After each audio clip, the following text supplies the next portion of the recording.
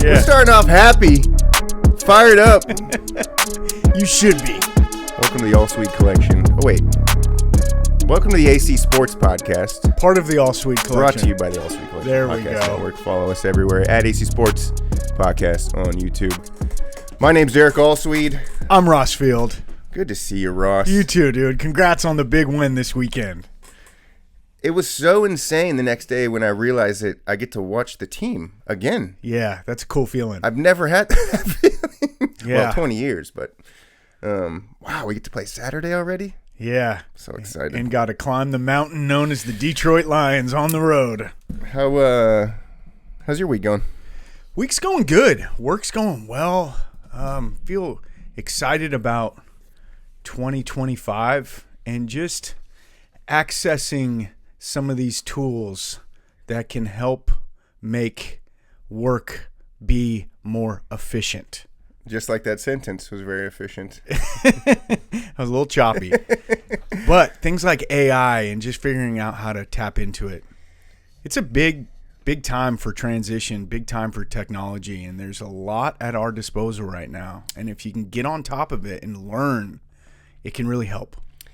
Yeah, technology is always occurring. Huge technology. I mean, electricity is how old?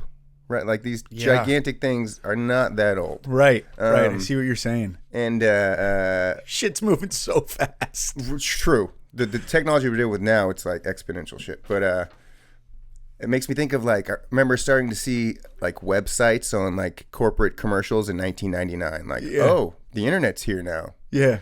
And then, you know, iPhone 07, Droid 09, and like around 2013, it's like, okay, everybody has Instagram in their pocket. I don't know. Yeah. This is the year of, okay, everybody is using AI.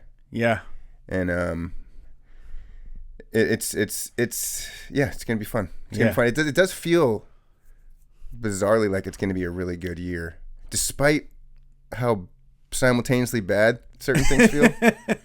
It's great. Great time. You want to allude to those things? Maybe later. Okay. Fair enough, dude. So much to talk about. We had a wild card round. It was fun. Some people kind of shat on some of the wild card games. Yeah. There wasn't very many close games, I think, was the big criticism, right? And including Monday night. Yeah. My game's the only one that was exciting. Right, it was. Put it at the right time slot Sunday night. They did. Good point. Let's start off with how much money Sam Darnold lost. Oh, boy. 2 weeks of hell. Yeah. I feel bad for him. I do. Although O'Connell, coach, came out, presser, and said he was real proud of him, the way he played this season. Seemed to bode well for Sam's presence with the Vikings organization moving forward. However, you got to think that now the Vikings have some leverage when it comes to contract talks. Never in a million years would McConnell like try to sabotage Darnold. True. But it kind of, I mean, Darnold was doing it to himself, I'm sure. But it was like, all right, let's just make this cut and dry. McCarthy's our guy next year. There's no question. You think so? I mean, because think about it. I mean, it would have been a messy offseason just in terms of the quarterback questions and stuff. I mean, that's the coach's job to handle that. But now there's zero question at all. They know exactly what they're doing moving forward. So in that sense, it kind of worked for them. Yeah. And with this rookie quarterback class, now we have McCarthy coming to this Vikings team next year. This is another rookie from this season.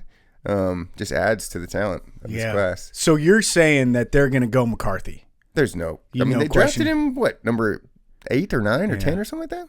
Sure. I could see them doing a Packers move, though, where they have, took a high, pick on a quarterback and then let him sit for a couple years. They do have Daniel Jones. They do. They also have Daniel Jones, although we'll see what happens there. But I'm pretty sure, because, I remember Harbaugh was hyping up McCarthy, before the draft, like he's the most NFL-ready quarterback. He was his coach, so biased. But he was slated to start this year, remember? Wasn't he? Yeah. Before he got hurt. So, that's no question. The question is, where does Darnold go? Yeah. I would imagine, I think he's going to stay in Minnesota. I think they're going to work out a deal. But if Darnold's agent feels like Darnold deserves a ton of money, and they ask for maybe too much, and Minnesota's like, come on, we got McCarthy. Yeah. We saw what happened late in the season. We're just gonna go with JJ. I could see that happening. I think they're gonna work something out. I bet Darnold stays there. I think the problem though is that they're not going to be able to offer him enough to be a likely backup. You can't give him more than $20 million a year, and he's going to get more than that elsewhere. He might. Yeah, he may get a big offer. He will. People will talk themselves into it for sure. Yeah. He won 14 games. Like, people will definitely. Yeah. I mean, to me, the Jets go back to New York. Makes sense for New York? 100%. Oh, wow. 100%. The fan base would eat him alive. We don't know who the coach is going to be there. Yeah. We'll see what happens. You know what's interesting about that is I remember watching the Packers-Vikings a few weeks ago, and it felt like every single time Darnold dropped back to pass, the Packers were like a centimeter away from bringing him down. And right when the defensive lineman had Darnold in their grasp, he would just flick it. And it seemed like the timing of all the routes was working out just in time for Darnold to release it. And I remember thinking, like, early on in that game, Green Bay's going to get to him eventually. They never really did. What happened the next game? Lions got early pressure on Darnold. He started sailing some passes. He was off rhythm. What happened against the Rams? They went nuts and got a ton of sacks. Totally threw him off his rhythm. Think about guys like Rodgers. When Rodgers has struggled in the postseason, what's it been because? Teams get pressure on him early, bring him down to the turf. He does not want any part of being sacked. And that's what happened with Darnold this postseason. It was wild. Yeah, and if you don't, it's a tale of two quarterbacks. We have our clear running quarterbacks who are going to be at the top of the conversation now for the most part if they're good passers. And then there's, I guess, Burrow's the shining example of the guy who isn't necessarily a great runner. He can move fine. But they're working with a different playbook essentially. Yeah. Right? So it's a game of centimeters. So Darnold off a couple centimeters, then goes downhill fast. But doesn't want to be sacked. Totally gets off his rhythm. He starts rushing things. Does not feel comfortable at all. And I'd be interested to see, how many games this year where he was sacked a lot, and if his numbers reflect a little bit poor of play. It's just so weird that, the guy had 2 losses up until week 18. He was brilliant. Yeah. It's really that's a certain level of playoff loss for the Vikings right there. Yeah. And by the way, we're talking about these 5 seeds going on the road. Yeah. The Vikings should theoretically have a home game. I don't care if they're second place. Yeah. That changes things. We're going to get to that Stafford pass where it would have been 10-10. Yeah. The fumble. That wasn't a fumble. It was weird all around. It's weird that the Rams defense just suddenly show up and are great all of a sudden. Yeah. Our boy, who's the rookie that scored? Jared Verse. Yeah. What a scheme they had to get some pressure on him. Technically, it was a road game for both teams. Yeah. There were a lot more Vikings in the crowd.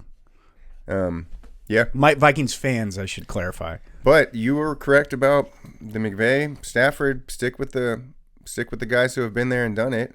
Man. That was kind of my theory beginning of the season when I was thinking about quarterbacks. Also, C.J. Stroud, season. Yeah. And he wins. That's just, what? Yeah. Where did this come from? So now I'm re-looking at the Texans' schedule, like, they did beat the Bills. And most of their games were close, even though they just had this like point differential that was just like crap all year. But they played basically everybody close, no matter who it was. Titans so weird. It's true. You stick with the previous winners. Yeah. Hopefully. Stroud's got 2 playoff victories under his belt. Impressive. And he's 2 seasons into his career. Impressive. Not bad.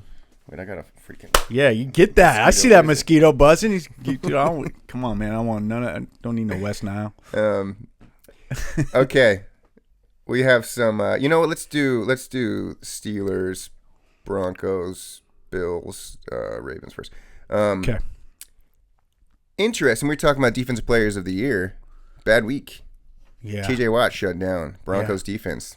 Yeah. Nothing. Yeah.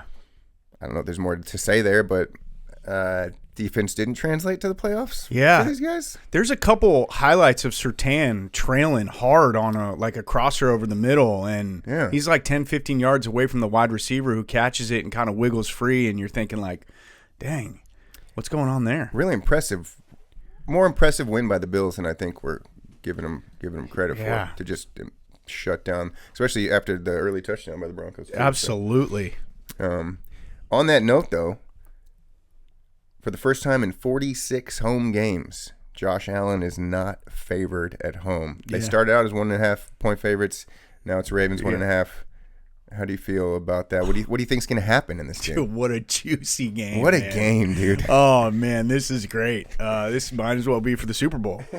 I think it just tells you how Vegas feels about the Ravens. I think they can run the ball. They're totally dynamic. Their defense has played much better in the second half of the season. I feel like they've got a little bit more star power. I think it's just a sign of, maybe Vegas getting behind Baltimore. Yeah, I think there's Lamar's going to eventually do this. Like, this is his year type of thing. Could be. Because we thought that he should have been there the past few years. That said, I mean, now they're giving Josh Allen the Bills a... Yeah. Oh, really? Yeah. Oh, really? Yeah. Nobody believes in us? Yeah. Yeah, it's going to be an incredible game. Yeah, I'm excited for it. We have a lot of Commanders talk here. A lot of Commanders stuff to get to. First of all, I've probably never felt more respect toward a team than the Bucs. I've loved that team from the beginning. Yeah. I mean, I have a friend who's a huge Bucs fan, but it had nothing to really do with that. It's just genuinely, it's Baker, it's the head coach, it's the guys, it's the way they play. So all the love in the world to them. I felt a little bad for him. Did you feel bad for Mike Evans screaming on the sideline? Yeah.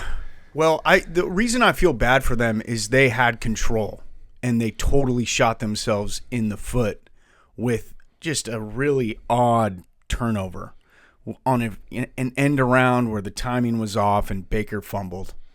And that kind of blew it. Yeah, it's hard. I think the world fell in love a little bit more with Baker Mayfield this season. 100%. With the way he plays, the passion he exudes, the leadership he has, some of the incredible plays he made. Yeah. And then to kind of see that happen when they get into the postseason is like, just reverting back to some of the mistakes that he sort of made early on in his career. Some of those tendencies that he'd seemed like he'd grown out of. There appeared to be some elements in the game where it was moving a little too fast for him, and the timing was a little off. Yeah. So it was interesting to see that. So I felt bad for them in that regard. And they whooped the Eagles last year in the wild card round. So there goes our theory on playoff experience. I mean, the rookie beat the guy that had a win last year, that almost beat the Lions in the second round last year. So really tough team. Had an interesting regular season, so you could see they were vulnerable. Yeah, which is why I felt pretty decent about the win. But look, I'll say it a million times. The best quarterbacks are the ones that have the best mentality end of the day, because everybody has skill. Yeah, and that's what everyone's talking about with Jaden. Showed a lot of poise on the road. Man, I like doing a podcast because things are on the record. Mm-hmm. You're going to have opinions or maybe make some predictions. They're going to miss, and they go by the wayside, so it's a little unfair because you don't get crap for that. You just get to focus on what you were right about. Yeah. But early on, I was looking at the schedule after we were 3-1, and we just had these huge wins against, I think, Arizona and someone else, where just, Jaden had his 86% completion percentage, and we just looked unreal. And I was looking at the schedule, I was like, this team's going to go 13-4. Yeah. And everybody's like, shut the fuck up. You're insane. I thought they were going to beat the Cowboys twice, I think, in my calculation. I knew they were going to beat the Eagles once.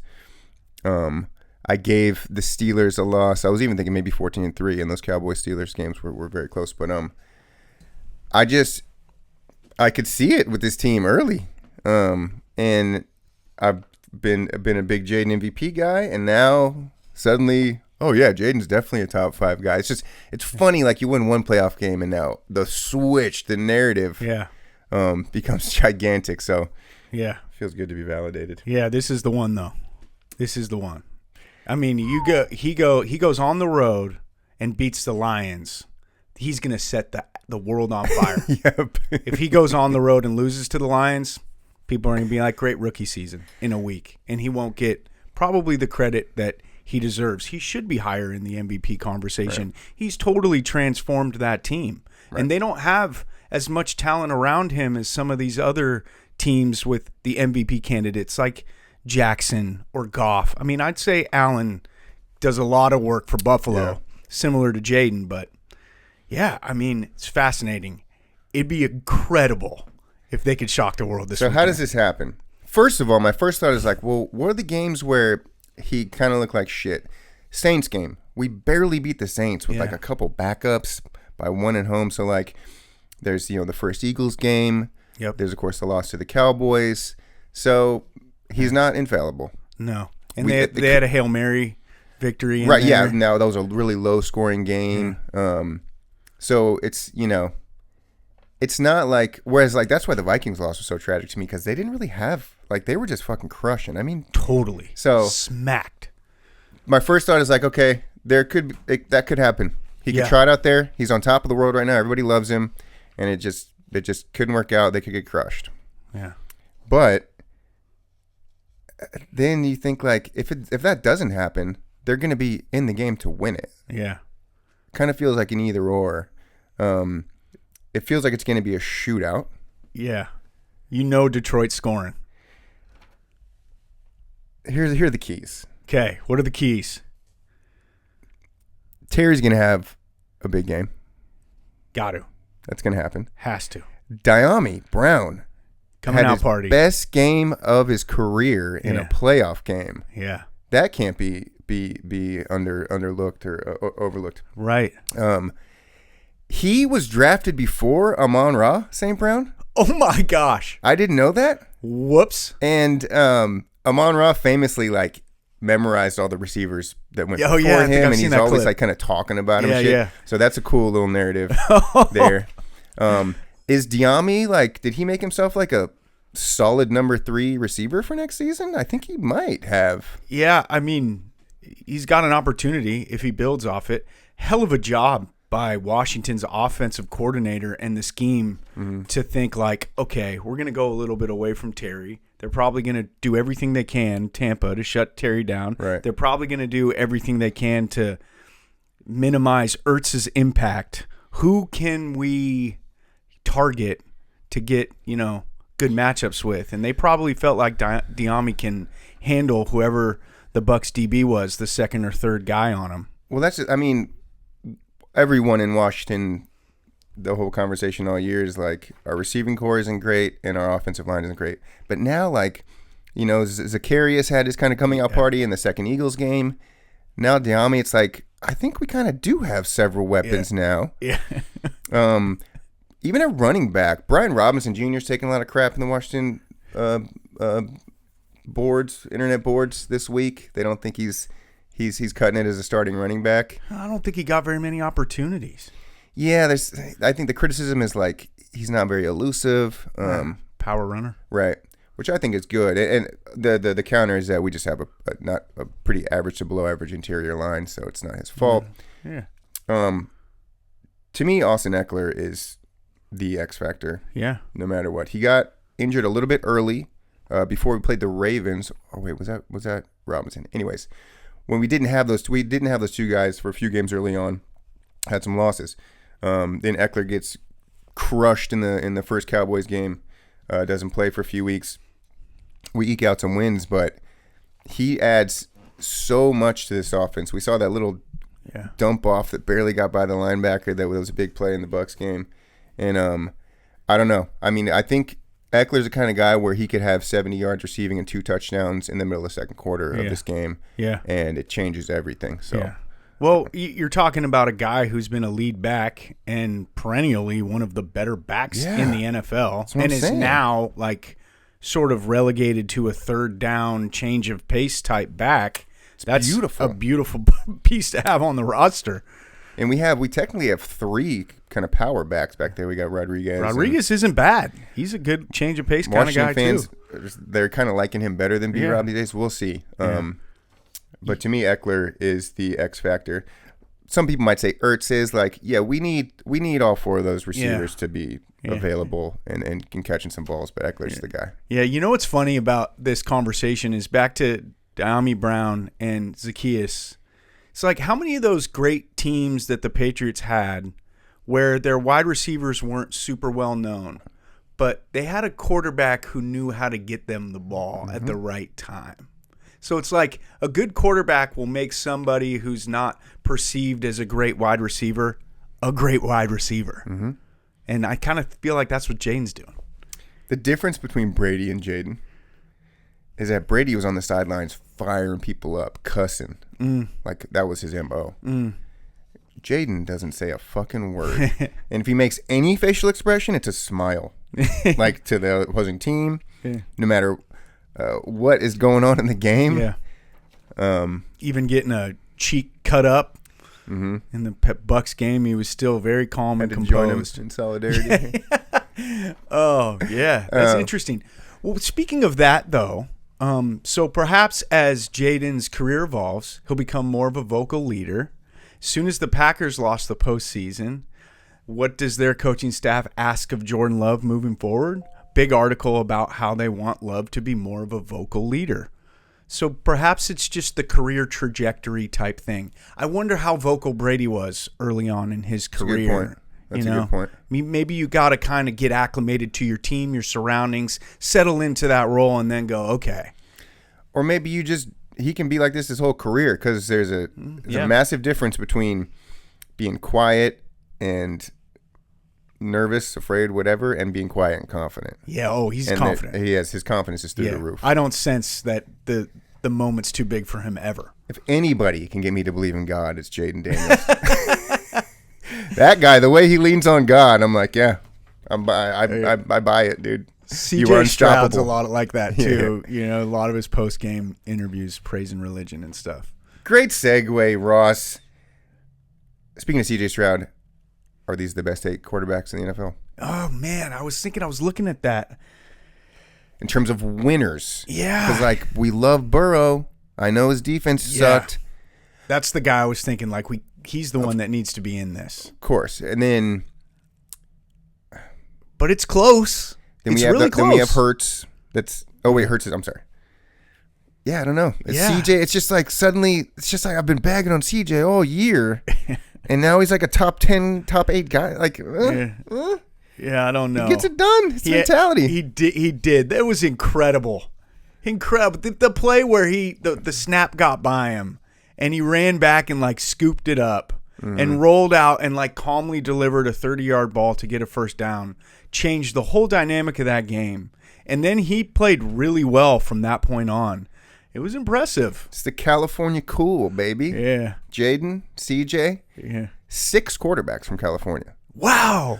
Great stat. As of last week, I want to say. Oh, okay. Yeah. That'd be amazing. I didn't recheck. So wait, let's go through this. So California has some dogs. So CJ Mahomes, there's 1. Jaden Goff, there's 2. Goff's from California. Yeah. Marin Catholic. What's another thing? We have Lamar Allen, so there's 1. Allen's from California. And then what's the other NFC game? Oh, Eagles and Rams, Texas, and so we have 4. So 50% of the quarterbacks are from California. Amazing. Yeah. I think we're good there. Well, actually, let's skip to this real quick. Okay. The wild card losers. Okay. What's the future for the wild card losers? We have Russ, we have Herbert, we have Nix, and who's the other NFC loser? Oh, Jordan Love. Yeah. So these are our losers. Vikings, right? Oh, we're the 6. We got Darnold. I don't know. I'm not in front of me. The losers we feel good about: Love, Herbert, Nix. Yeah.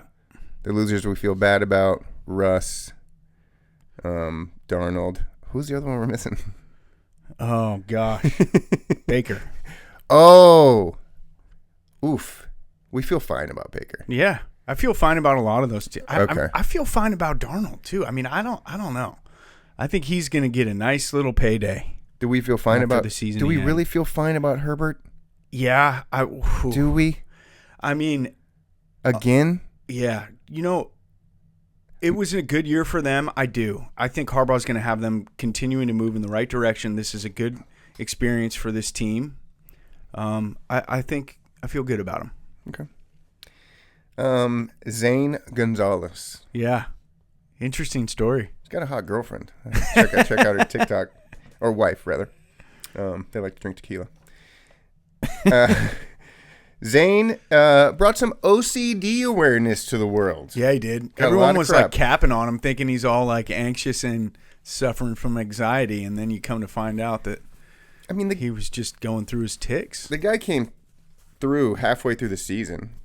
Our kicker, so bad I don't remember the other guy's name, was doing fine and got hurt. Austin Siebert. Oh, yes. Yeah. Thank you.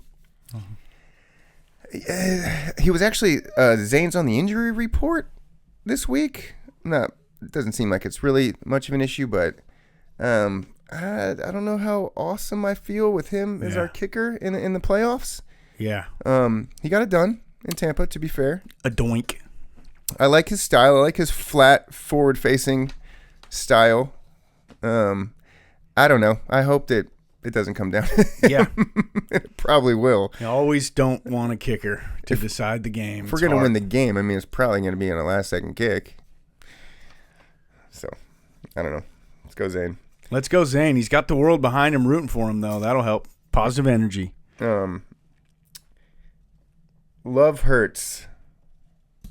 Love hurts. Yeah. They both unimpressive. Jalen had 30 yards at the half. Saquon, obviously the MVP of the team.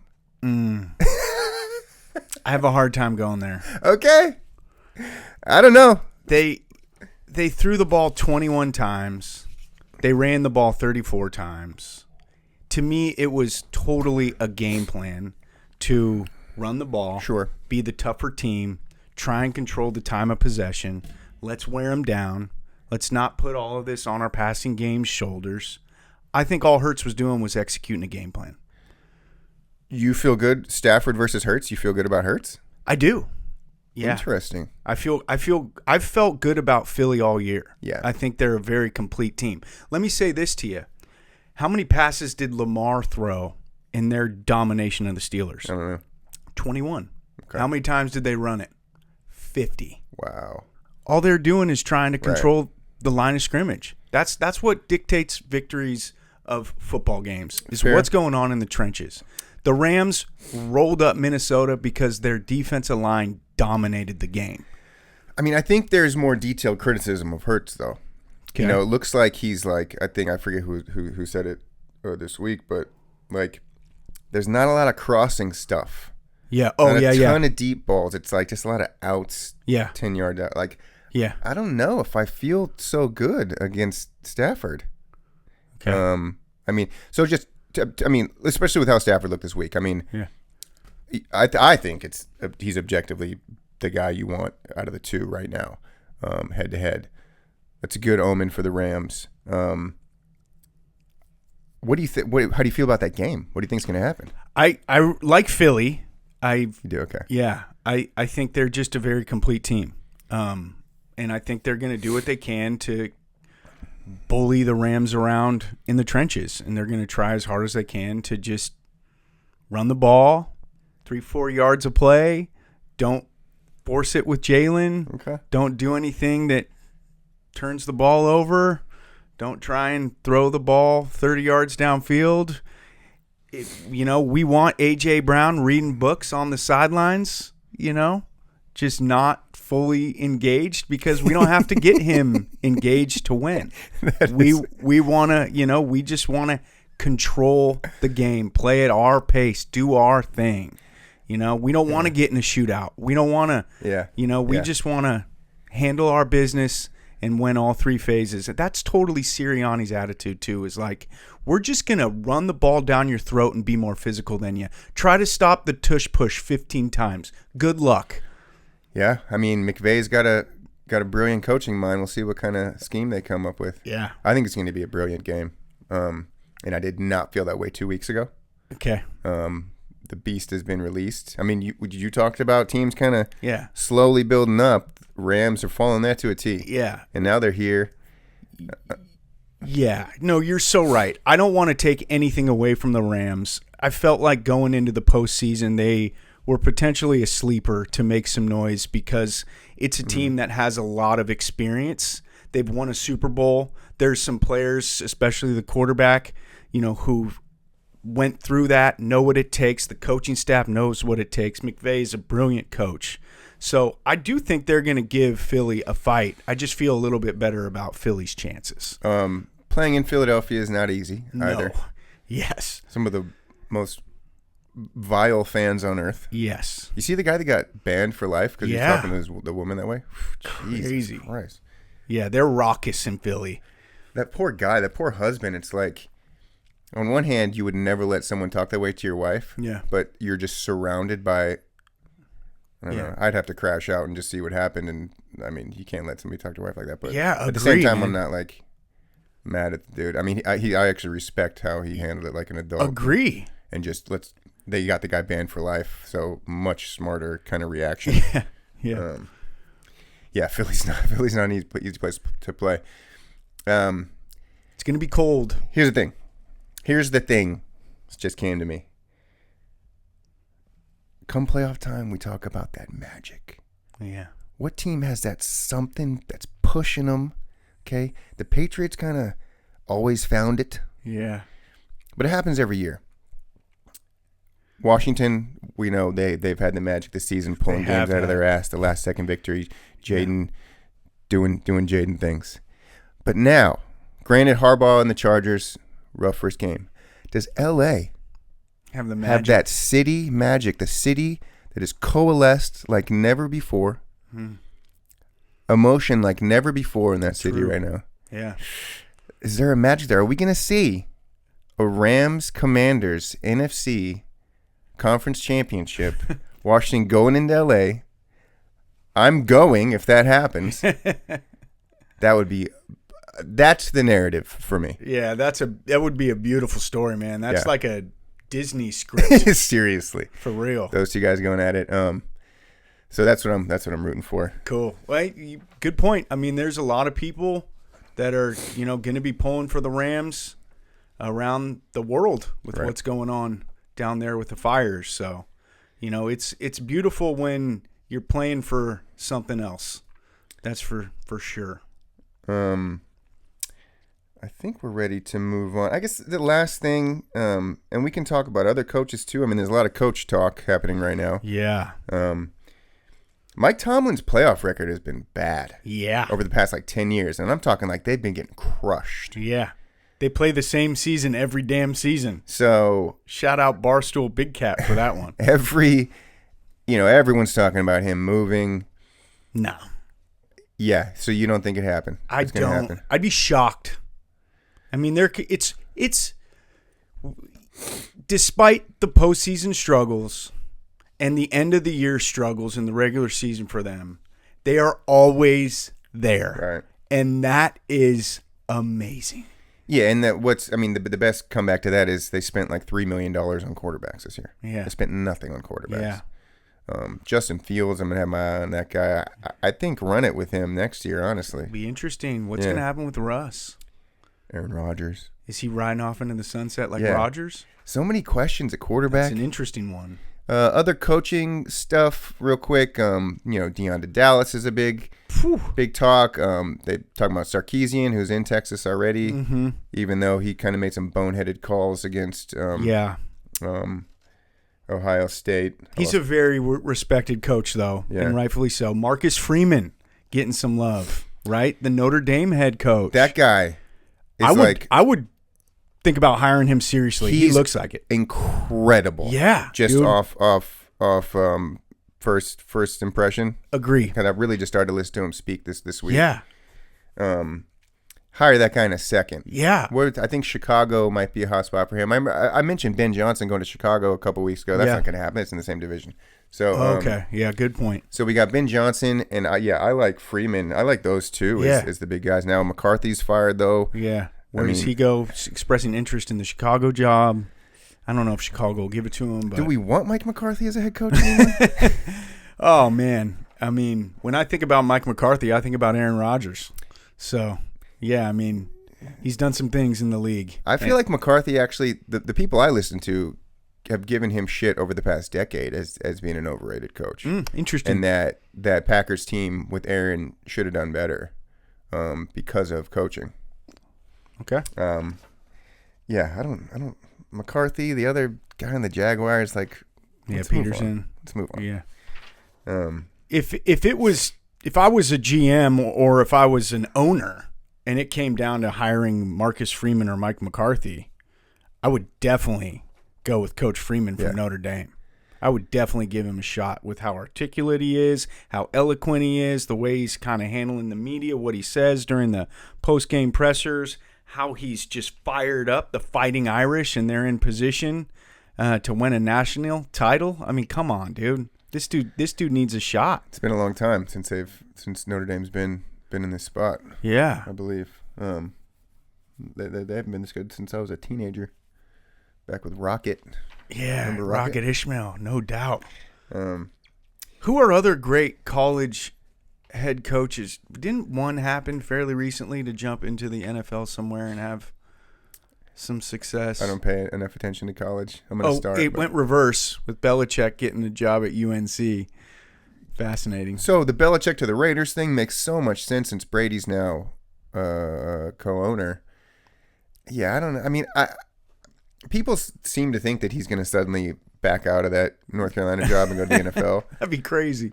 Yeah, I mean, why would he? I don't see that happening. Like, he would have known to kind of wait and that there would be opportunity. Yeah. So he took it because he wanted to be a college coach, I think. And I think it's because the way college has changed, it's a professional sport now. Yeah. So I think that's appealing to some NFL coaches now more so than before. Great point. It's a different kind of recruiting game. Yeah, with the NIL too, there's way more money involved. Plus, Belichick likes being around like 20-somethings. You know? Zing. Okay. Any other kind of thoughts from Wild Card weekend before we move on into the game specifically? Players. Oh, you mentioned AJ Brown. As an English major, one of the hardest disses to another team I've ever seen in my life. Just post up, fucking read a book on the sideline. You know what's really cool about that is how much that book's taken off on Amazon. Dude, like crazy. So that's sick. That's kind of a cool little thing, you know, that AJ Brown did. You know, and that author of that book's got to be like, no way, thank you so much. I'm thinking like that just opened up a whole world of marketing. Right. Just right. pop open a book on the sideline. Yeah. Check out Monday Lit on the Ahlswede Collection Instagram page. I read to you guys every Monday. I feel like we got to tag AJ Brown in your next Monday Lit post. 100%. Well, look, as the AC evolves, okay, we're gonna get that Monday Lit segment to like, you know, pipes and silk robes and oak, fine mahogany. That's right, dude. You're gonna blend Ron Burgundy with the Monday Lit. In the spirit of AJ Brown, let me recommend a book for everyone. Okay, this is Crash by J.G. Ballard. Late 20th century British literature. It's about a group of people that crash their cars into one another and receive sexual gratification from it. I think it's a good metaphor for America today. Everyone just fucking crashing into one another recklessly. This country's out of control. Crash was turned into a motion picture or a television show, I believe. A movie. A movie. Do you know who directed it? No, but it was someone famous, and there were a lot of famous actors in that movie. Well, you might be thinking of the other Crash. Okay. So in like 97 or something, the movie off the book was made by David Cronenberg, a famous kind of gory director. Okay. But then there's the Academy Award winner Crash. Yeah, that's came out in like 2006. That's, I don't know if that was like loosely based off of this. Okay, but it's not a direct adaptation. All right. There's the Monday Lit recommendation. You want to take a quick break? Get lit or get gone. Get lit or die trying. All right, let's take a quick break here. Be right back. All right. I don't know if you got a guy this week for the Derek Carr Put Some Respect on My Name award. I do. Do you want to go first this week? Sure. Okay, let's hear it. All right, we're going off the normal path here. Off the beaten path? I want to put some respect on a Chico local's name, Casey Smythe. Kind of a crazy situations evolved around here. Casey Smythe is married to Kelly Smythe. They've got 2 boys. They're realtors in Chico. Very well known, very well liked family, and rightfully so. Casey recently came down with a life-threatening illness. He's been treated at UC Davis Medical Center. It was a shock, and they've kind of had to handle some adversity. And luckily, Casey appears to be on the mend in the latest update from his wife, Kelly. But what was incredible about the situation is how much the town rallied around Casey. There was a GoFundMe page started by one of his friends that raised tens of thousands of dollars within a matter of hours for their family. They've had other ways to generate some interest into the situation and support, including a website where you can purchase Team Smythe shirts. I got one. Looking forward to rocking it. And the story caught my attention. I don't know Casey and Kelly particularly too well. I do admire them from afar. And we go way back. Kelly was a tremendous basketball player at Butte College, and when I was first starting out as a sports reporter, I would cover her games. She was in the backcourt with Morgan Kamey, and they ran circles around their opponents. They were incredible. Mm-hmm. Kelly was an amazing scorer. Casey was a baseball player at Chico State. Very solid player. Didn't hit for a lot of power. Line drive hitter. Played tremendous defense. With the glove, lay down a bunt, move the runner over, played the game the right way, did the right things, hit line drives all over the field. When I was struggling to find a story one time, and the Outlaws and the Chico Heat were coming back into the scene, which was an independent baseball team that had been around in Chico in the 90s. They had left for a while, but now they were coming back, which was big news for Chico. It's a baseball town. They did a publicity stunt type thing to have tryouts to earn one spot on the roster. They had like 20, 30 guys. Casey was trying out. And I think we all kind of knew how this was going to go, that eventually the roster spot would go to kind of somebody else that the team wanted to. It was totally like a PR type thing they were doing to just generate interest. But anyways, Casey agreed to let me meet him to do a story on him trying out. And it was a tough time of the year in the summer where there's not a lot going on sports-wise, so it's hard to find stories to do. And I was still getting acclimated to the community, so it was I was still trying to build my network, still trying to figure out, ways to communicate with people and get stories done. And Casey did me a huge solid by agreeing to meet me and let me kind of focus on his journey of trying out for this team. And I just kind of remember thinking about that when I noticed that he was sick and fighting for his life. And just kind of brought back like, man, this guy did me a solid back in the day, and I appreciated that. So I just kind of wanted to share a little bit about what's been going on with Casey, and it meant a lot to me back then for him to let me spotlight trying out for the team and doing a little story on him.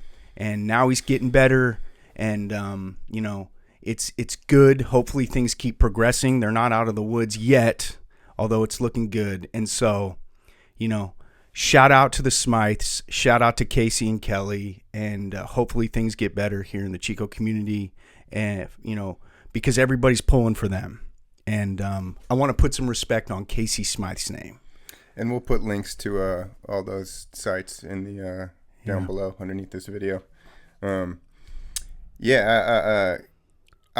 It's funny, like, I've unfortunately had to deal with friends who've passed, and this, thank God, doesn't look like that's going to be the case, regardless of how scary and severe it was.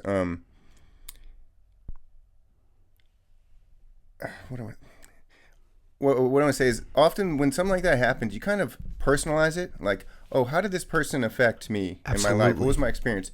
And I get a little wary of, like, oh, wait, am I making this about me right now and not about the other person? But no, it's like so important to relay, like, how this person made you feel, how they affected your life. So for me, like, I feel like I've kind of had two lives in Chico. I'm a Chico High guy, left after that to go to the Army at LA, blah, blah, blah. Came back 12, 14 years later, and kind of have had this second life here. And in this second life, I've become friends with all the PV guys in our adulthood, in our mid-30s. Traitor. 40s. Yeah. Those are just kind of the people I gravitated to in my adult life. Sure. For whatever reason. And a lot of that involved working with the Commons, with Byron Heatherton and Garth Archibald. Jesse Grigg as well, but he's a Chico High guy, so he doesn't count. Love Jesse. But shout out Jesse. But being around, this whole kind of group of now grown adults with kids and families and careers that grew up with each other. Yeah. And by the way, Aaron Rodgers is of their class as well.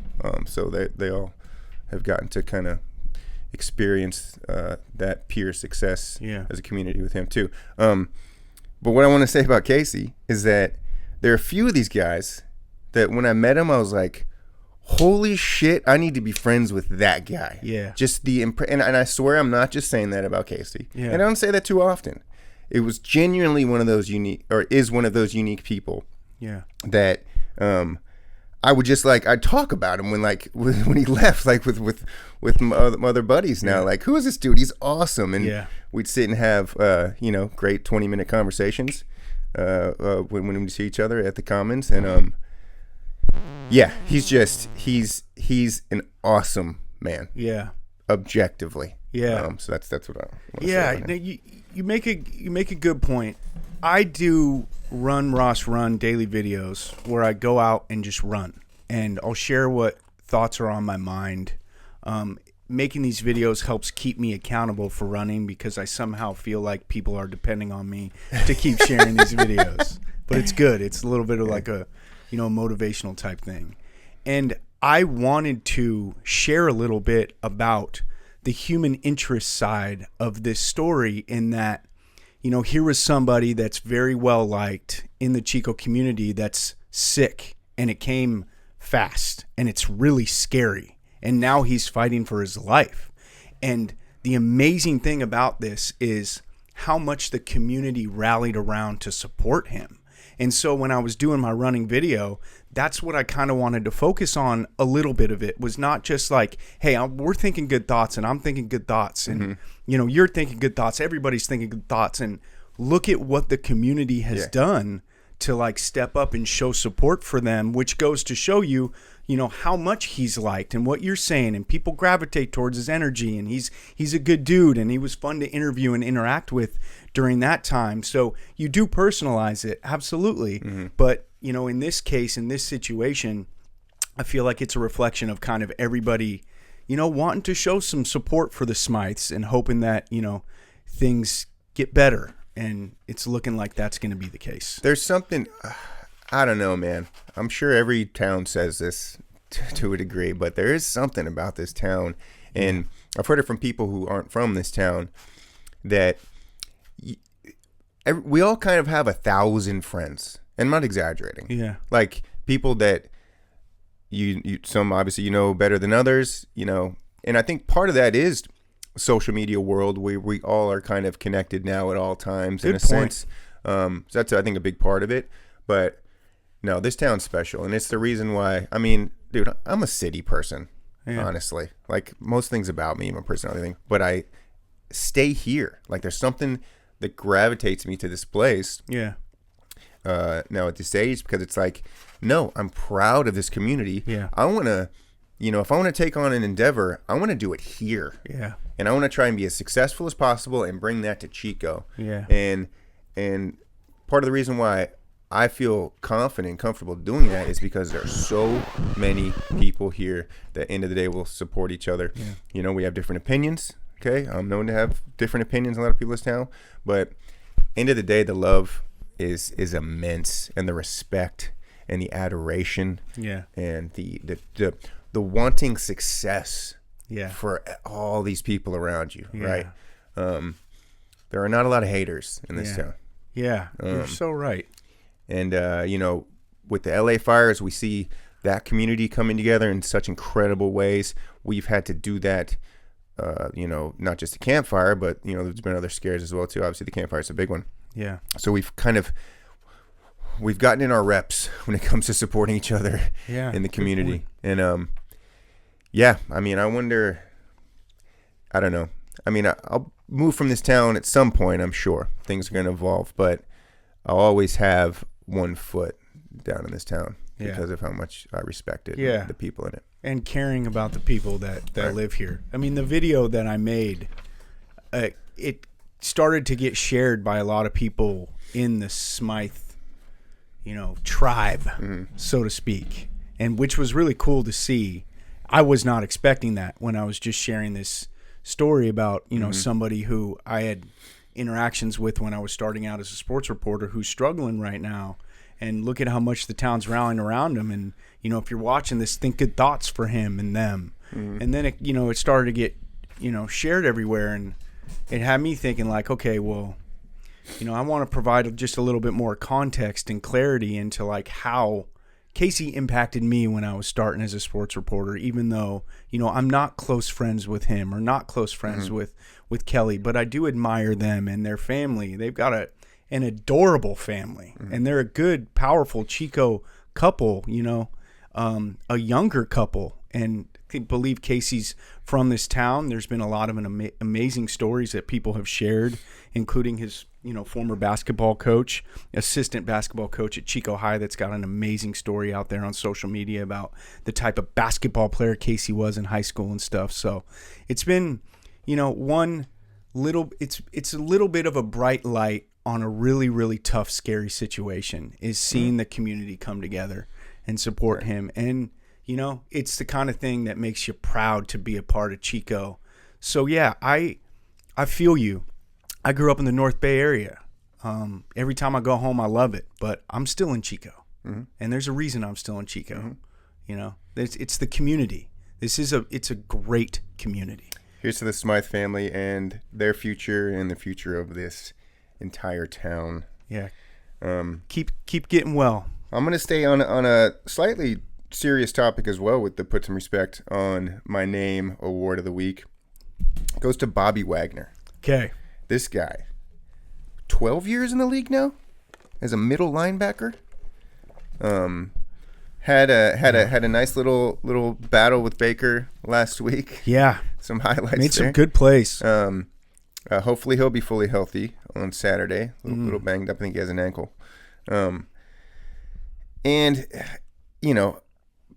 perennial top of the league in tackles every year kind of guy. I knew when we got him this offseason that it was going to be huge for us. Yeah.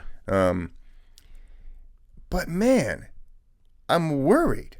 Yeah. Like, how many hits can a man take? Yeah. Like, and it's almost like, you get the Junior Seau story is like the tragic turn of a linebacker. Yeah. In the trenches like this, and it's just like he seems to be. He's obviously still a brilliant man. I don't know how the spectrum of CTE and how things can progress later on in life and all that stuff. And I think that's the real concern, is always down the road. Yeah.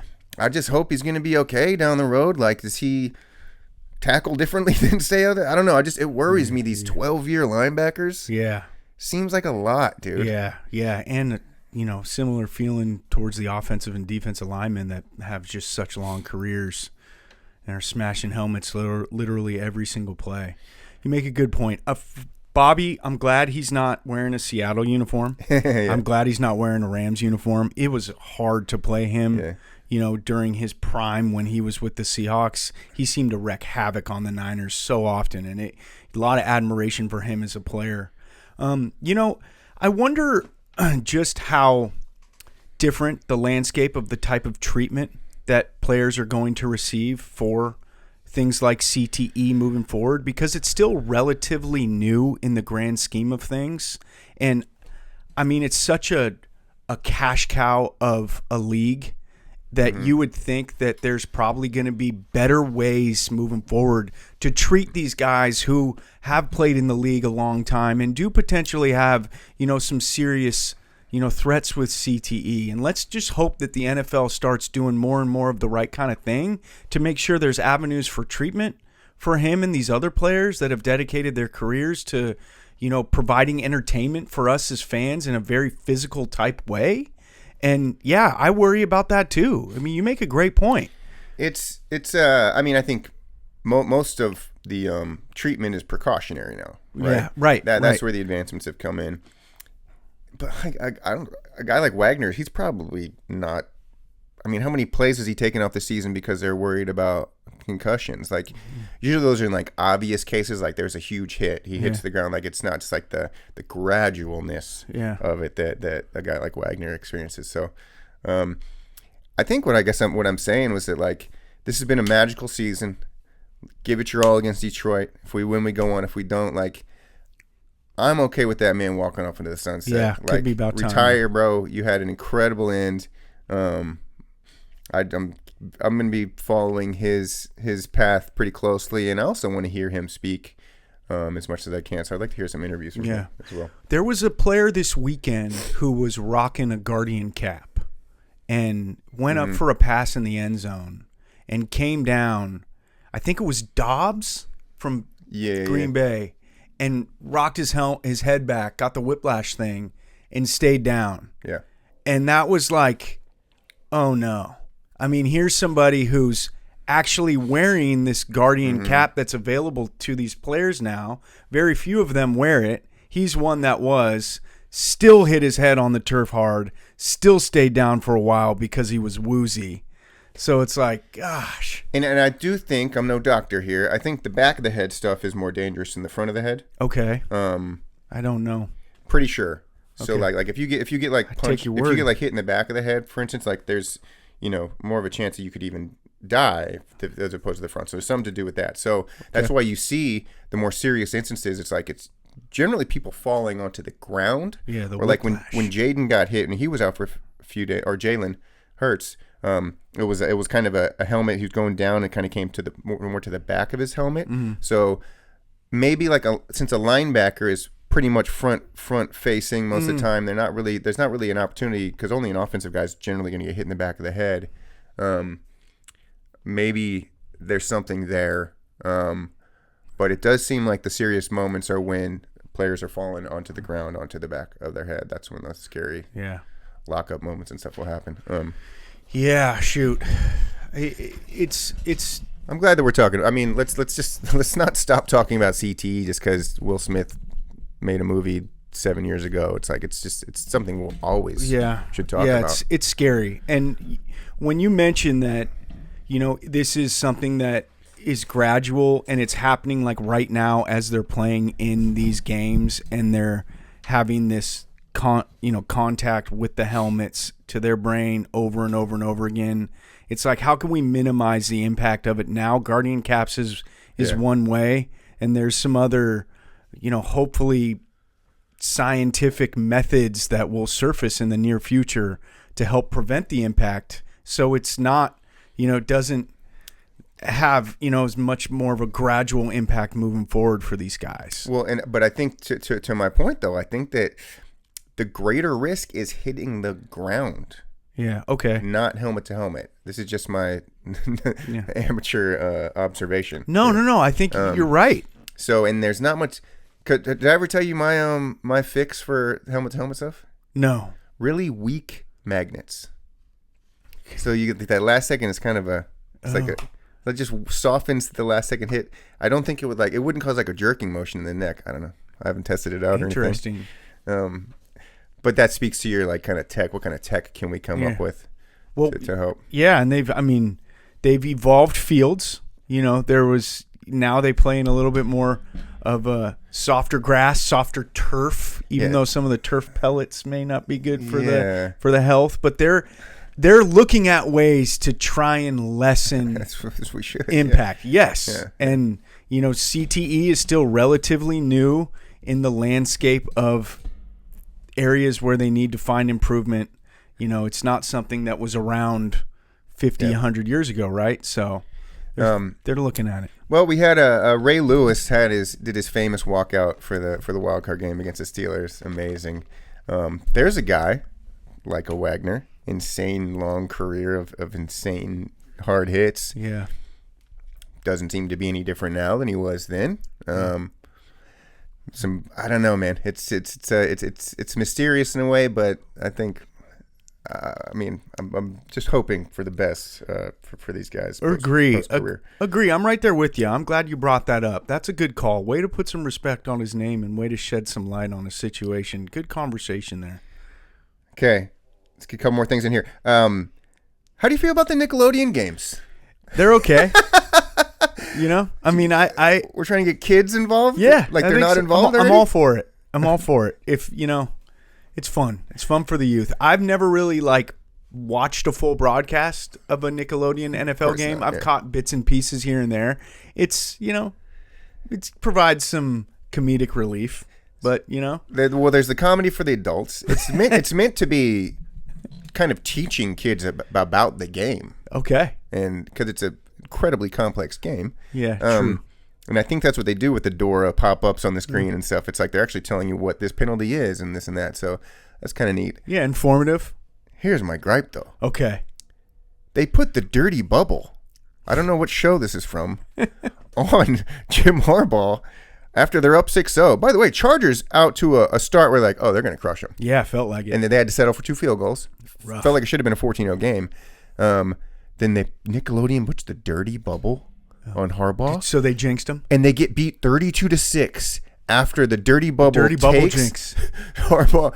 What are we doing? What kind of negative energy is that? Who's got it better than us? Nobody. I've got the dirty bubble we on. We found Harbaugh's kryptonite, dude. It's the dirty bubble. I don't know what cartoon that's from, Dirty Bubble. I don't either. Do you have time for a little bit of basketball? Sure. Oh, well, first of all, any other football? We got the games coming up. Anything? I think we talked about each of the matchups here. Anything else to say football-wise on your mind? No. I guess, dude, D'Amico and the Texans defense was unreal.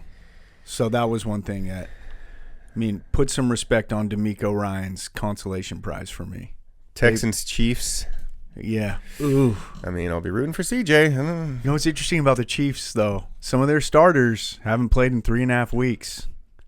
They're going to be a little rusty, I would imagine, first couple drives. We'll see if Houston can capitalize. Bill Simmons' point on this is what they do every year. Yeah. And they still make they still win the Super Bowl. Yeah. So I don't think that the time off really is bad. Yeah. They always have time off at the end of the year. Except for it's extended a little longer this year since they had the Christmas game. True. So it's not 2 weeks. It's a little bit longer. So we'll see. Okay. The Joe Mazzulla Award for Make Basketball More Like Cricket, where we discuss a weird rule this week. This will be the last NFL thing. That Stafford pass, what do you think? Fumble, pass? Oh, gosh. I feel like Stafford is a really, really smart quarterback. Oh, that was a politician's answer to that. What I'm trying to say is that he knew what he was doing. Yeah. And I think he was passing it. I think he was definitely dumping it off. I bet if he went back and watched it, he probably should have been I should have been more demonstrative with my, little side fling. But I do think it was a pass. I think he was trying to get rid of it. Well, and then there's 2 rules that come into play here. There's what's a pass versus a fumble. Okay. And then there's intentional grounding. Oh, yeah. Yeah. I don't know, man. That wasn't a fucking pass to me. That looked like a clear fumble to me. Yeah. Just going down like that. Like even the flick itself was could have been a fumble instead of a flick. I don't know. Yeah. That was brutal for me. I didn't like that at all. Okay. Well, I see your perspective. He got really lucky that Puka Nacua was in the area, or because of the play call that they had, he knew Puka Nacua was going to be in the area. Yeah. I think he's pretty smart. Okay, little basketball before you get out of here. Just say the word. Joe Mazzulla had an interaction. The Kings beat the Celtics. Yeah, they did. Okay? They lost. They lost to what the fuck did they lose to just now? Good team. Bucks. Bucks, yeah. And then they're playing the Heat, which are now a top 5 team all of a sudden because their coach. Next, but Mazzulla, I guess there was a 5-second violation that happened with the Celtics. Did you see Mazzulla's press conference on this? No. Dude, look for a Mazzulla's press conference every game. Yeah. They're amazing. Yeah, and he's pretty cut and dry. The reporter, Joe, what'd you see in the 5-second violation? Yup. That was Mazzulla's response. Just dead, a little, like, slightly crazy eye that he has. Just, yup. What'd you see on it? Yes. So you saw it was 5 seconds? Sure. Dude, it's brilliant. I love that guy. We're gonna have to do Joe Mazzulla kind of comedy role play. Yes. Improv? Okay. We're gonna have to do some Mazzulla improv in the future. I'll play Mazzulla. That's interesting for me because there are some, like, there's been some exchanges he's had with reporters in the past. Like, someone was asking him about the City Connect jerseys, and he was like, did the same kind of just totally brushed them off. But to me, what that said to me is like, Joe wanted questions about the game. Yeah. In that moment, he didn't really care about like the City Connect jerseys or what the athletes are wearing out on the floor. And in a post-game press conference, usually that's kind of the vibe that coaches, they just coached an entire game. Now they're doing a press conference. They don't want to be there for super long. If you're going to ask them questions about City Connect jerseys, that's probably not the right time to do it. Maybe the following day during shoot-around or something. But this was about the game. But this is about basketball. Yeah. So that's kind of weird that he was super cut and dry in that case, too. It's like, this guy's got a bit of a tude problem. Joe does Joe. Joe does Joe. Joe knows. God, that guy's fascinating. Okay, Jokic. Well, first of all, I mentioned the Rockets. I mean, the top NBA teams now. Yeah. These small markets. We got OKC and Cleveland, top 2. We got Houston and Memphis now. I think the Celtics are the 5th. Loving the small market success in the NBA. So yeah, it's amazing. I don't think people anticipated Cleveland to be as good as they are. Certainly OKC was going in as one of the regular season favorites, but Cleveland's surprised. And Houston. It's going to make for a really great and dramatic playoffs because we're still going to be believing in the teams that have been there and done that. But these other teams now are going to have better records, so it's going to be high drama, high competition this playoff season. Play-in ratings are going to be through the roof. Go NBA ratings. Let's go. Jokic, the quickest to 15,000 points, 7,500 rebounds, and 5,000 assists. He just had his 5,000th assist. Quite the career shaping up for Nikola Jokic. I love the guy so much, man. He's so fun to watch. I can't stand him. I think he's just so brilliant. I love how much we disagree on Jokic. This is going to be good for the pod. He's so athletic. It's crazy. He just saunders up the floor in the most smoothest of ways and drops just no-look passes from his big frame. It's like, how is this even possible, dude? How are you this coordinated for your size? It's ridiculous.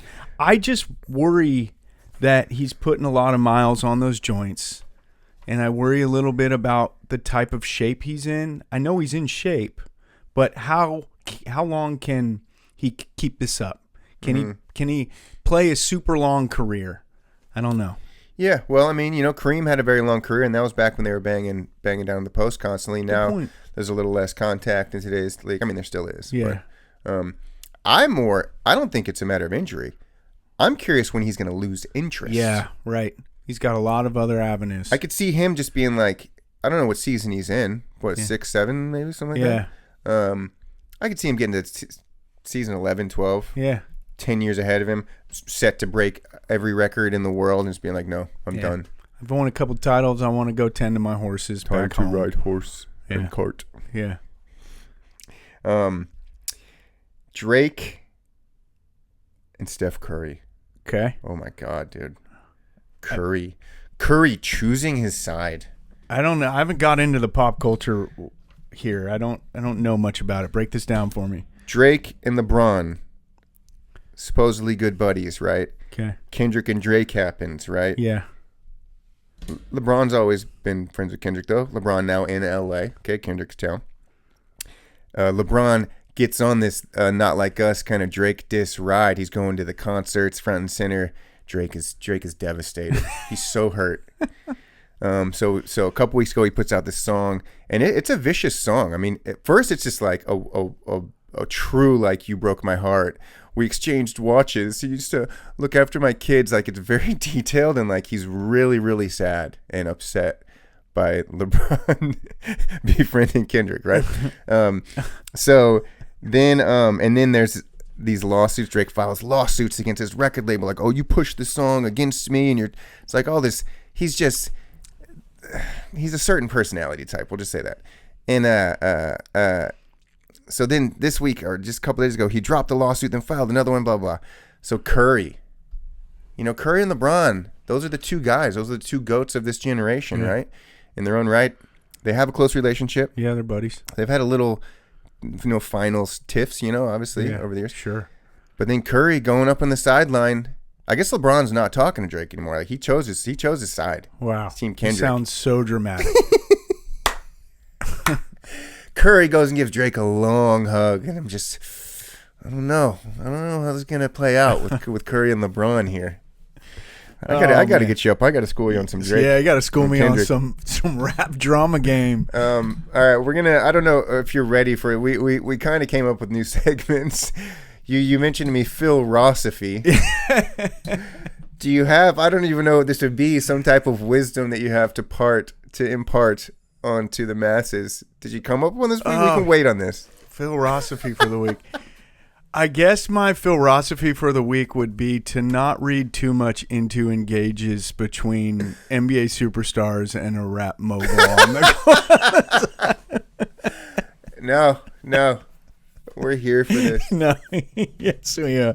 There could be some drama unfolding there. I don't really want to put a bow on that segment quite yet because, what's interesting about it is if there is something there, then it ruins the opportunity of Curry and LeBron ever wearing the same uniform and going to war together, which would just be so cool.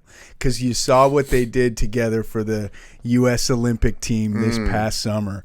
It was great to see. They played really well together. They played off each other. Curry obviously had an incredible Olympics.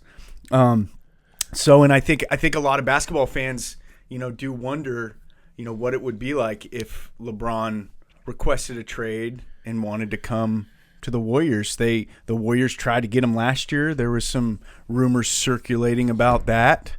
Some reports from people like Brian Windhorse, who knows what's going on in the league, was saying that the Warriors were trying to get LeBron. Yeah, but what I just heard was that Curry is like giving up on the season. Yeah.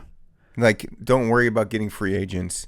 Like, what's that about? Did you read into that? I did read a little into that. I saw a story about that. My take from it was that he's saying do not sacrifice the future of the organization by trading away guys like Jonathan Kuminga or Podziemski, or trading away a bunch of first-round picks and maybe some other young talent they have on their team to go get someone like Jimmy Butler. Although for the right piece, like if it was Giannis, they might change their... What do you mean? That would never happen. He's the MVP. No, but, Giannis early in the season, the Bucks have righted the ship, but Giannis early in the season was not happy with where the organization was, and there were some discussions about him potentially wanting out of Milwaukee. And so the point I'm trying to make there is if the right guy is available, maybe, just maybe, Curry would think a little differently. But I think all he's saying is, don't sacrifice the future of the organization. And Butler is obviously the guy that's in talks to be seems traded. to be the one he's alluding to.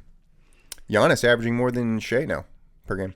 Okay. So that's a battle. Giannis, Shea, Jokic. Those are just the top 3 MVP candidates. It's already, I mean, there's no one else. It's really... Donovan Mitchell, I guess, should be just even in spirit. Agree. He deserves some mention with what he's done. It's amazing how much the Bucks have turned their season around. I mean, it was not looking good early, and they've been amazing. It's a long NBA season, just like the NBA's like baseball. Yeah, it's a long season. But it's the Warriors are on the other side of that. You start out 12-3, and now they're below 500. Yeah. I mean, they went complete opposite direction. So they're gonna have to figure out what to do. And look, I mean, there are ebbs and flows in NFL season, obviously too. So that's what I mean. I think I mentioned to you a while ago. Like, I'll start paying after the Super Bowl ends. Is the perfect time for me to start paying attention because there are these like it's just really uncertain. You don't know who starts hot, who starts bad, what things are going to be looking like come February, March. So I look forward to going all in on basketball here in about a month or so. Cool. Okay, you suggested my segment is my dare ick of the week. Honestly, we'll wait on these segments because, I mean, I think this has kind of been a heavy podcast, like a little heavier than I thought it was going to be. Okay. I think these pods, I'm like, before you come over, I'm like, thinking of these funny jokes, and like, we get a little serious. And that's great. Maybe it's yeah. It's good. Let's get serious, guys. I'm gonna lighten up. My bad. I didn't. I'm gonna no. I didn't know, bro. I have an ick. It's a very big one, and maybe I'll put it to rest. Okay. Ironically, it kind of speaks to the whole point of not speaking out against certain things. What's your ick, man? Okay, fine. Give me your ick. Look, I grew up a progressive Democrat, right? I kind of associate the Democratic Party with like academics and like people that believe in, doing what they can to help the community instead of like pure individualism and stuff. That's kind of the root of our political parties, right? Okay. There's wisdom in both. We want individualism, and we want to help our community. My thing is like, for me, it's like, you go to universities, most professors are going to be Democrats. It's intertwined, like academia, the arts, all that stuff. It's kind of married to the Democratic Party and progressivism, and that's fine. So I guess my point is I've always been critical of conservative policies, Republican policies, right? Yeah. That's fine. That's what it's all about. We argue policies. What's the best way to get to the kind of common goal that we all want? Or do we want a common goal? But then Trump comes along, and it became about the people instead of the policy. Mm-hmm. And the guy was so like vicious and just such a shit talker and just like kind of this ugly kind of like specifically about the opposing party. It's like whether you're painting them as like enemy of the people, or it's like this narrative that he built, which is what's the thing that's driven me crazy is that like those guys are horrible, or they're ruining the country, or that's like it's like this real vitriolic, like ugly perception of the other party that's now obviously trickled down. Yeah. So it's become this thing where it's like, to me now, Republicans are just like really fucking vicious and mean, and like they hate Democrats, like they want them gone. Like it's like if they could Thanos the Democratic Party, like they would. And like, it just sucks. And I think the mentality of a lot of Democrats is like, the big saying is like, when they go low, we go high, right? And then, well, that didn't work out. They won the election going low. And it's like, so that whole battle, I've always been like, fuck that. I'm going to go lower than you. Cause like Democrats aren't, a professor is not going to go low at their student if a student's talking shit, right? You got to take the high road. It's like, that's the wiser approach to things. Is, right. Don't sink to their level. Show the example. And I've just been like, dude, I think that's a disadvantage. So like on my public forums, I'm always going at them, right? Okay. And then the irony or like the hypocrisy is like, then you'll get pearl clutching from them. Like, how dare you talk to me like that? Like, you've been calling it libtards for like 8 years or this and that. Like, so this just came to like big time with the LA fires, and it's like blaming the policies of liberals for the fires, or they're just misinformation, like there wasn't enough water, the fire department's understaffed. Like, it's just like going there, or then like the worst case, people will be like, good, like they deserve it, or like I want them, like the evil ones amongst us, like the signs in their car saying like I'm glad, I hope they all burn. Like it gets severe. Yeah. So what do we do about it? Yeah. I don't know, but it's an obvious ick. Yeah. And like, yeah, just stop fucking loathing and hating other people. And like, I think hopefully now that they've gained all this power, they should be backing off this. They have the power. There still seems to be a huge anger and hatred though from like non-Californian Republicans to California. Like California is like just the poster child for this, right? Yeah. So obviously you're going to feel defensive, and it's a big like F you if you can like talk about California this way. My final statement is just like, look, dude, don't obsessively hate a group of people. Like if you don't like California, you're not from here, like, okay, fine. But just keep it to yourself. Yeah. Like it's just this like jumping on the internet to like proactively hate people. It's just like, I don't know. I'm not thinking about you, Idaho. Like, knock yourself out. Do your thing. Yeah. Like, just stop obsessing over us, MAGA, over us. And you didn't know I was going to say this. I don't have no idea what your political stance is. But as Californians, and like, and obviously, Gavin Newsom is just like a horrible, evil. It's just like, it's not grounded in any like real academic conversation or thought or opinion. It's just like, bully. You suck. Like literal name calling from the top down with the president is how it's been for 10 years. So it's exhausting for people that do read the news and want to pay attention to the discourse and everything. Which I'm a person who's like that. And I don't know. Hopefully, I don't know how to get people to not be so fucking mean and just like insensitive. Yeah, I see what you're saying. I do have some thoughts. It's good rant, good go. I liked it. Thought provoking, no doubt.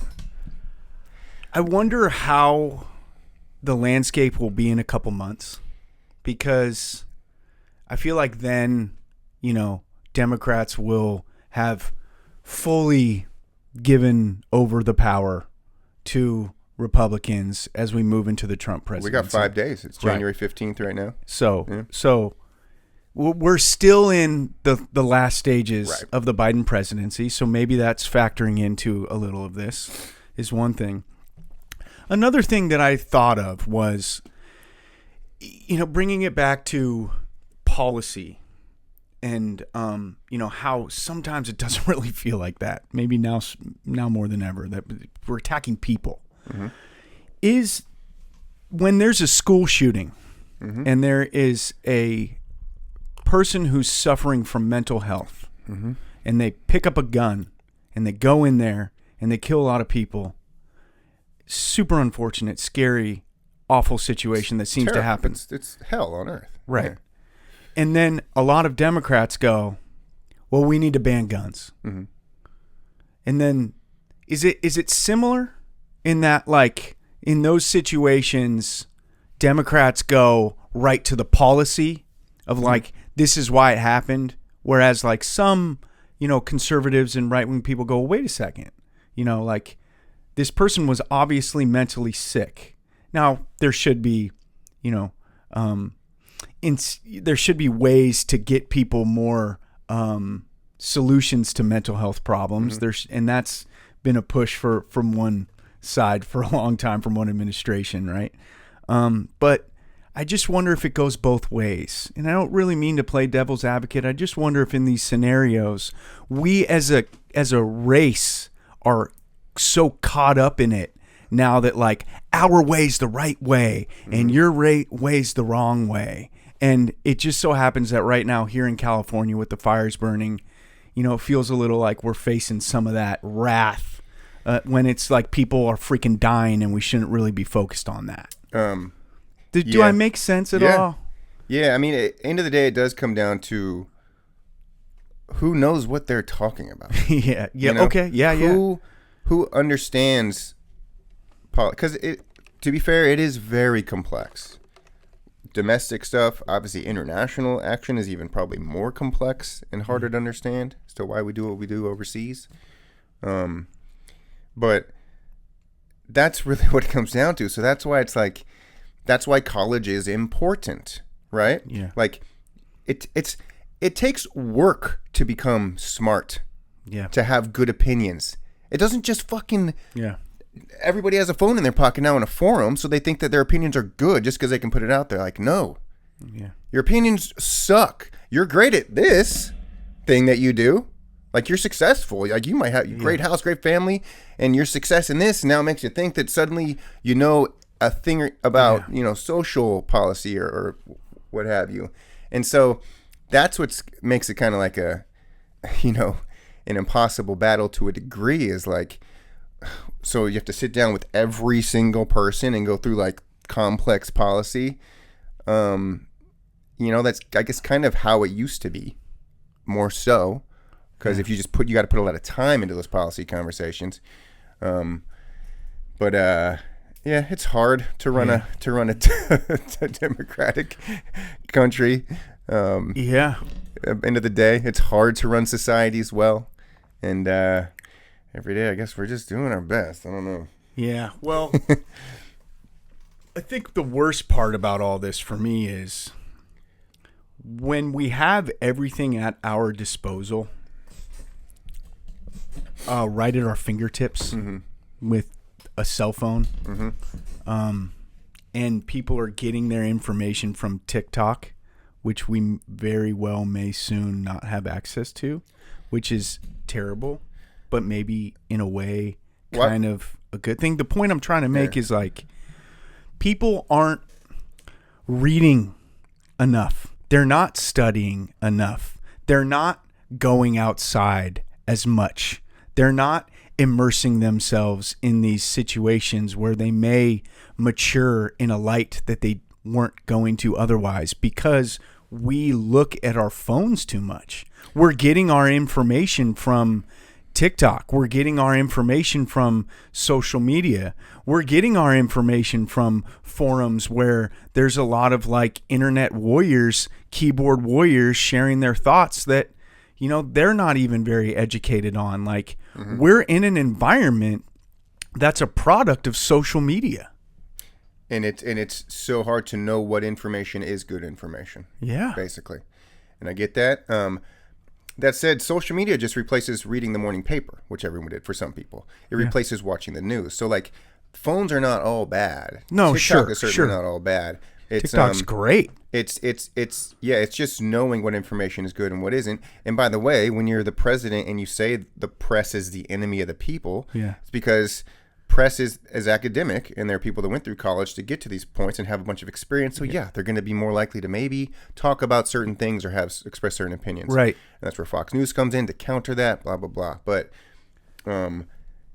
it's that basically it's like, nothing's at the New York Times or Washington Post or whatever it may be, like these solidified institutions that are all flawed too, of course, and they can be, but it's just it's like the high school dropout that became a real estate salesman now is doing well in their life.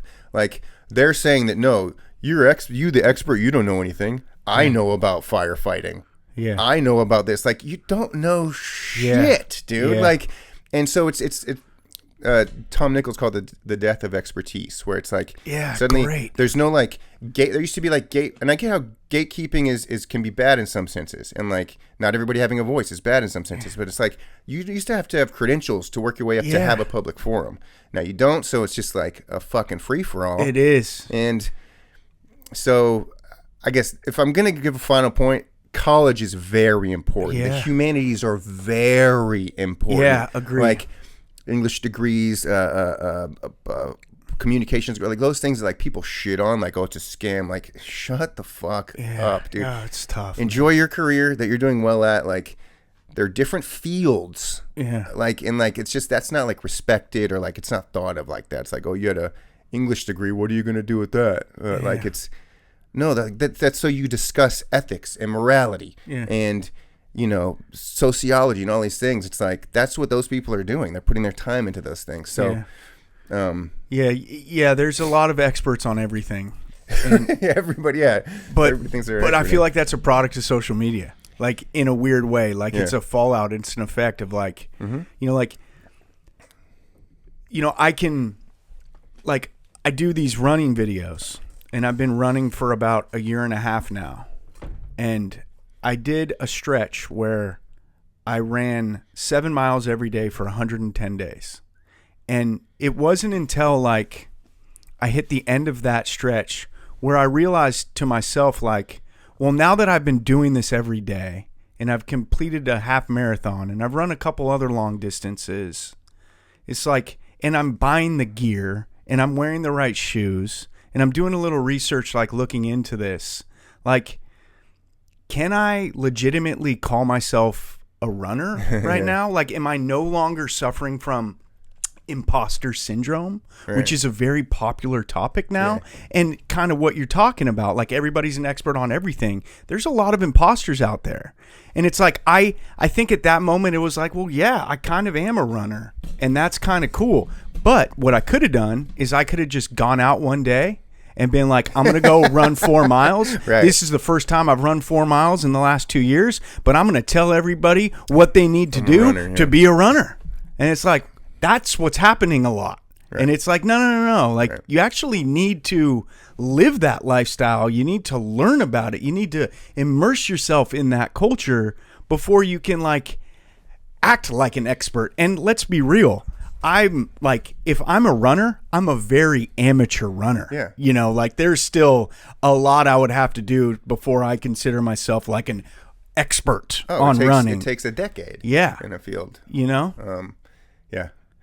Well, look, we're not going to have conversations like this often. I don't think it's a sports podcast, so we do want to keep sports. I try to bring in the running element for you. I think this is unique, and this is just for the listener. If you're still here, if you've listened to this last 25 minutes, it's January 15th. The inauguration's in 5 days. It's just that kind of time to vent. Yeah, sure. This is it. I promise. We'll just move forward. No, I'll have other podcasts for this type of thing. I like it. Hopefully I could be on those podcasts. Oh, 100%. Empathy. That's how I'm going in to all this now. And look, the pendulum swung back.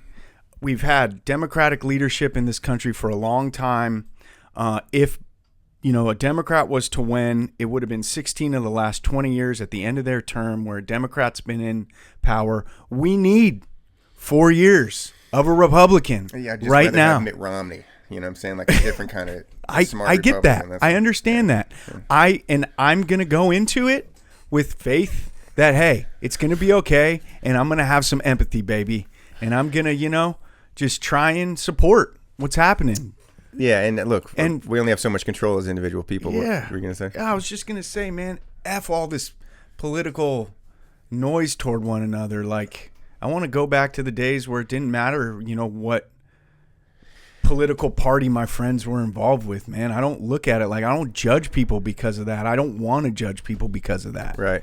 And end of the day, I've done my best to truly separate. I'll separate what I say online versus in person. Just like, that's my rule. Yeah. So I get to vent online, write essays, blogs, or whatever, and then in person, I'm not going to talk about that shit with you. We're just going to get drunk.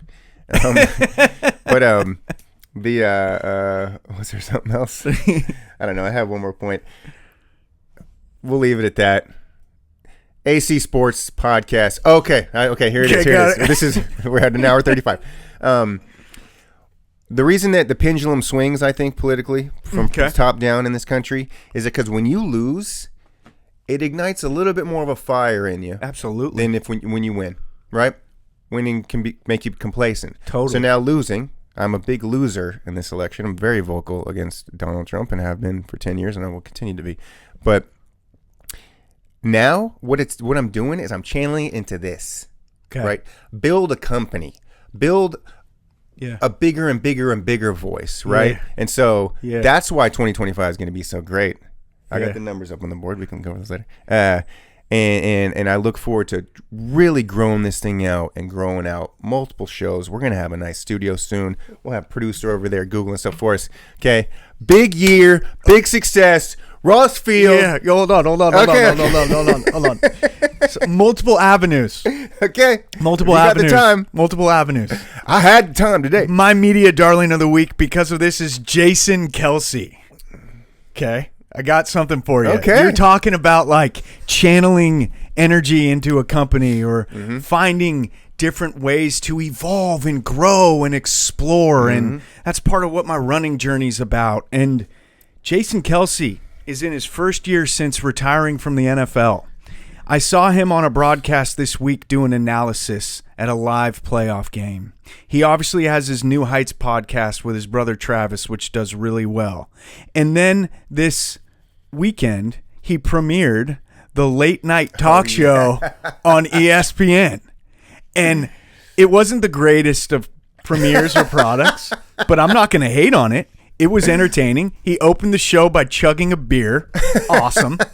Then he had on Joe Buck and his wife as the guests. In the middle of the interview, Jason breaks out his cell phone, gets Kylie, his wife, on speakerphone, and has her tell Joe that she was disgusted with him until she met him and then found him really charming. But it was all happening while Kylie was on speakerphone. It was good, entertaining TV. And it had me thinking, like, we do a segment like Media Darling, and we just wrapped up this kind of podcast before I just carried it on even further like a knucklehead with, you know, some discussion about, like, the importance of exploring different avenues. So I think what Kelce's doing in the first year since playing football is pretty cool. He's got a lot to do. He's involved in a lot of different areas. AC Sports Podcast. Great talking to you, Ross. Go Commanders. Go Jaden. Beat the brakes off the Lions. We got the Battle of the Dans at head coach. Very similar head coaches. I skipped that point. I forgot to talk about the point. Let me get into that last second. That's what that was. The Commanders, Lions head coaches. The Dans, very similar. Going for it on fourth down all the time. Super aggressive. I think we're going to have a 38-36 type of game like we saw against the Eagles a few weeks ago. Please, Commanders. Go Rams too. Let me attend a conference championship game. I'll put down the $1,000. I don't care. Let's go Washington. Ross, great pod. We always bring something different for every week. That's for sure. Yeah. Have a great week. Have a great weekend. Peace out. We out. Way to vent.